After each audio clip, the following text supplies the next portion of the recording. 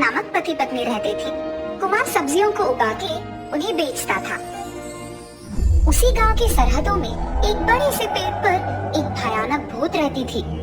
उस भूत को साइकिल बहुत पसंद होने के कारण रात के समय में सभी के सो जाने के बाद उस साइकिल की पैर को मारते हुए, साइकिल को चलाते हुए उस पूरे गांव का सैर करती थी।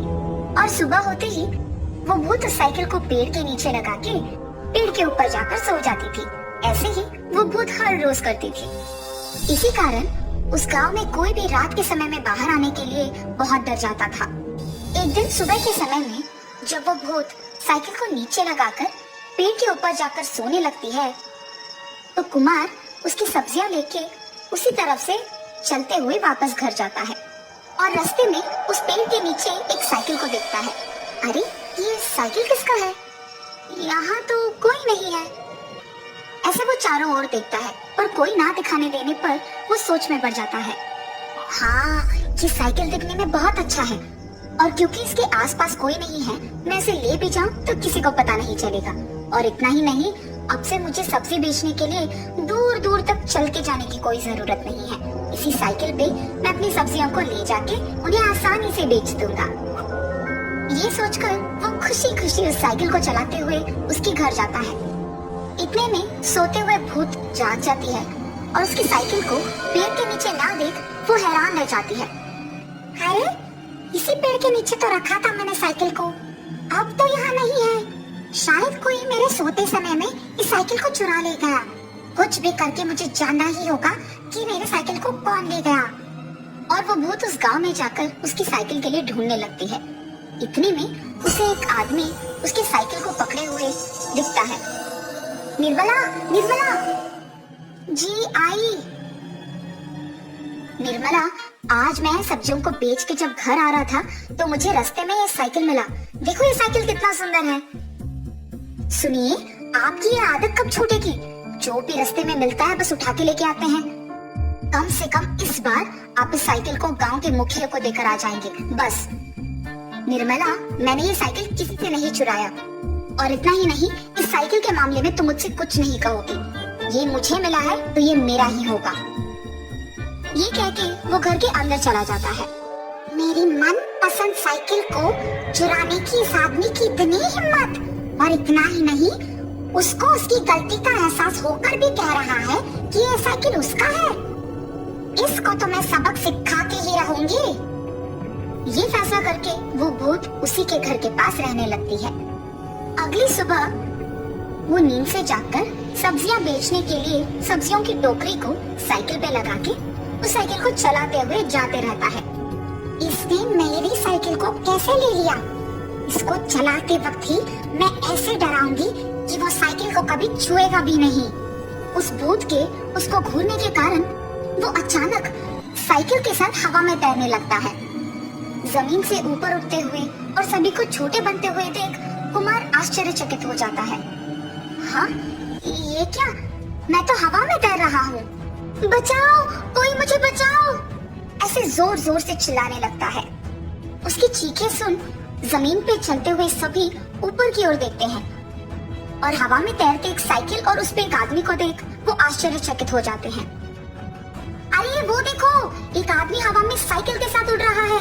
लगता है कि वो कोई जादुई साइकिल है। अगर जादुई साइकिल है तो वो आदमी बचाने के लिए क्यों कह रहा है? अरे हाँ, ये सच है। चलो चलो उसे बचाते हैं। ये फैसला करके गांव के सारे लोग उसी साइकिल का पीछा करते हैं। गांव वालों को साइकिल का पीछा करते हुए देख भूत उस साइकिल को वापस जमीन पे डाल देती है और तुरंत एक झटके में कुमार उस साइकिल से नीचे उतर जाता है। अरे वाह कुमार, तुम्हारा तो जादुई साइकिल है यार। कहाँ खरीदा तुमने ये साइकिल? ये तो हवा में तैरती है। सभी के ऐसे पूछने के बावजूद कुमार कोई जवाब नहीं देता है और बस चुपचाप खड़े रहता है। कुमार, मुझे तुम्हारा साइकिल बहुत अच्छा लगा है। क्या मैं इसे एक बार चला सकता हूँ? हाँ, तुम्हारे साथ पीछे मैं भी बैठूंगा। नहीं, तुम दोनों इस साइकिल पे मत बैठो, इसे मत चलाओ। कुमार के चेतावनी देने के बावजूद नरेश और उसका दोस्त पीछे मौजूद सब्जी की टोकरी को निकाल के वहाँ से चलाने लगते हैं। तो अब इनको भी सबक सिखाना होगा। और वापस जब वो भूत उस साइकिल को घूरने लगती है तो वो साइकिल हवा में उड़ने लगता है। पर हवा में उड़ते इस साइकिल को देख नरेश और उसका दोस्त बहुत खुश होते हैं और तुरंत वो साइकिल ऊपर नीचे नीचे ऊपर ऊपर नीचे करते रहता है। और ये देख वो दोनों दोस्त डर के मारे कांपने लगते हैं। अरे ये साइकिल क्यों ऊपर नीचे हो रहा है? पता नहीं यार, मुझे भी बहुत डर लग रहा है। ऐसे ही ऊपर नीचे होगा तो हम नीचे गिर जाएंगे। हमें साइकिल को जोर से पकड़ना होगा। कस के पकड़ो साइकिल को। ये सोचकर वो दोनों साइकिल को कसकर पकड़ते हैं। बचाओ, हमें बचाओ, ये साइकिल तो ऊपर नीचे हो रहा है, लगता है कि हम गिर जाएंगे। ऐसे जोर जोर से चिल्लाते हैं।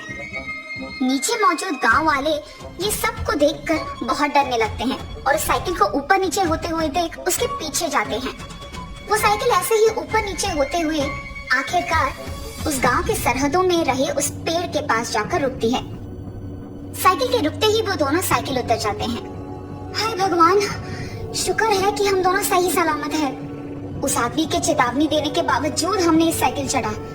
हमें वो नहीं करना था। आइंदा हम इस साइकिल को कभी नहीं चढ़ेंगे। और हमें ये जानना है कि इस आदमी को ये साइकिल मिला कहाँ। नरेश की ये बात वही मौजूद गांव के मुखिया सुनते हैं। कुमार, तुम्हें ये साइकिल कहाँ मिला है? सच सच बोलो, ये साइकिल हवा में क्यों उड़ रहा है?